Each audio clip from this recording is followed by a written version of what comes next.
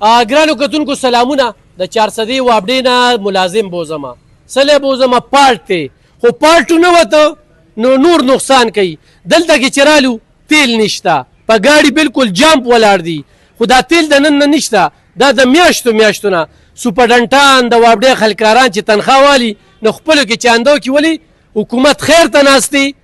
جلسې او درنې کېږي هغې له لکونه روپۍ راټولېږي هغوی په مزو چرچو کې دي ځان له تنخواګانې زیاتوي او د وابډې ملازم ته دې ته ناست دي چې تاسو خپلې نه چاندې راټولوئ او دې ګاډو کې چې کمدنو تېل اچوئ نو ګرانو کتونکو دغه بابا دا د وابډې ملازم دی دا زه په دې موټر سایکل باندې بوزم هلته کې ټرانسفارمر کې فالټ دی زما ضرورت دی دې ما سره ډیوټي کوي خو دې وایي وروره زه پسه کې لاړ شم اوس دې چې زه هلته کې بوزمه نو زه بیا دې راولم نو دته ګناه نشته نه زه دنه قصور وایم چې ته ما سره ولدي ځان له اوس بل ګاډی والي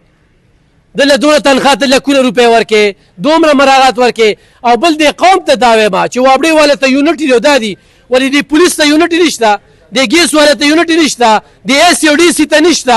د نورو ملازمینو ته نشته ته دله څه یونټ ورکې یونټ ورکې خو تنخواه یې وګوره بیا چې د ستنې ته خېجي که نه او دا هغه ځای نه راځوړند دي هغې ته یې وګوره څونه وابډې خلکاران شهیدان شو دې ته هم چېرته کتلي دي قوم چې کم دی نو هغه دي سیاستدانانو یا وابډې والا یا پولیس والا ځکه چې په دې دواړو باندې د هغوی سیاست روان دی نو وابډې والا یې ورته په ګوته کړي دي ډال کړي چې هغه کار نه کوي هغه دا نه کوي هغه نه کوي نن ګرانو کتونکو په داسې ملک کې او په داسې ریاست کې منګه جون کوو چې ټیکسونه ښه بېسیاره ورکوو د بجلۍ په بیل کې هم ورکوو په ګیس کې هم ورکوو په هر څه کې ورکوو خال دا دی چې زه په موټر سایکل باندې ملازم بوزمه او دی به بیا را رسومه په لار کې پرېښوی نه شم ولې د پښتو روایت دی یعنې په ما باندې دغه دا نشته خو چې هلته زه پرېږدم نو دی به بیا په رشکو کې راځي او دی به بیا دلته څنګه راځي نو پروس کې به دی یو پالټو ګوري دویم بیا نشي کتی او یا خو د دې زره دی ځي نو ځان له به رشکه کوي دا په د بوج دی بیا چې کله راځي ډېرې خبرې دی الله دی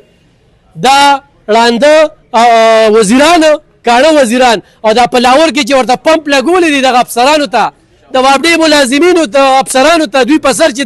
دغه کوي وابډه حوض کې ورته پمپ لګولی دی هغوی ته پرې تېل دی او دلته کې چې کوم دی نو د دې ملازمینو دا خال دی به بار خلکانو کتونکو هغه فالټ ته ځو خو ډېره د افسوس خبره ده چې دلته د وابډې سره روان دي او د وابډې سره نه د دې قام سره روان دي خو دا نه خواسته غټ پالټ راغی نو وابډې والا به لاول ګرځي ځان له به چانده کوي بیا به تیل اچي بیا به هغه فالټ له ځي لکه څنګه چې زه روان یم خو چې تاسو هم راځئ تیار راځئ ګاډی راولئ چې ځان سره وابډې ملازمین بوځئ چې کار دله کوي او راځي هغوی ته کار کې انکار نه کوي خو د تیلو دا مسله ده دا لیټوالې به په دې راځي ډېره مننه